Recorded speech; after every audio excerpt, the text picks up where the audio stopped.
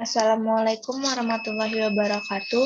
Perkenalkan, nama saya Amia Putri Sandi dengan NIM 21042242 dari mata kuliah Ekonomi Publik.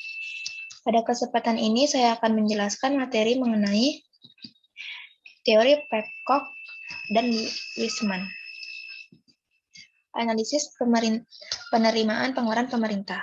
Teori Peacock-Wiseman didasarkan pada suatu analisis pengeluaran pemerintah. Dalam waktu analisis tersebut, pemerintah berusaha untuk memperbesar penerimaan dari pajak.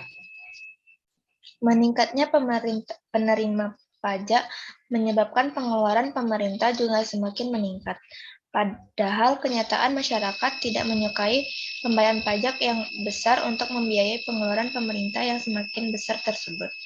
Dalam keadaan normal, meningkatnya GNP menyebabkan penerimaan pemerintah yang semakin besar, begitu juga dengan pengeluaran pemerintah menjadi semakin besar.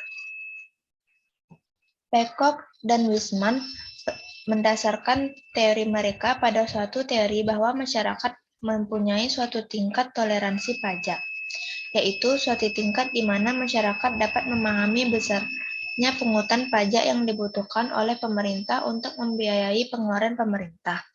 Namun, tingkat toleransi inilah yang menjadi kendala bagi pemerintah untuk menaikkan pemungutan pajak secara semena-mena. Dalam teori Peacock dan Wiseman, ada 3 efek atau gangguan yang mengakibatkan pajak tidak dapat turun kembali ke tingkat semula. Antara lain, yang pertama, efek penggantian, yaitu adalah gangguan sosial yang menyebabkan aktivitas swasta dialihkan pada aktivitas pemerintah. Yang kedua, efek inspeksi, yaitu aktivitas pemerintah yang baru terlihat setelah terjadi gejolak perekonomian. Yang ketiga, efek konsentrasi, adalah gangguan sosial yang menyebabkan terjadinya konsentrasi kegiatan ke tangan pemerintah yang sebelumnya dilaksanakan oleh swasta. Pengentasan ketiga efek atau gangguan tersebut tidak cukup dibiayai hanya dengan pajak. Oleh sebab itu, pemerintah harus meminjam dana dari luar negeri.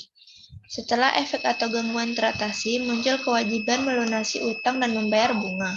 Pengeluaran pemerintah yang semakin bertambah bukan hanya karena GNP bertambah, tetapi karena adanya kewajiban baru tersebut.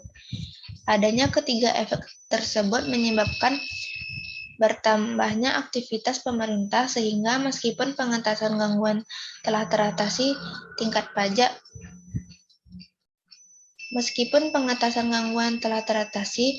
pajak tidak menurun kembali pada tingkat sebelum terjadinya gejolak perekonomian.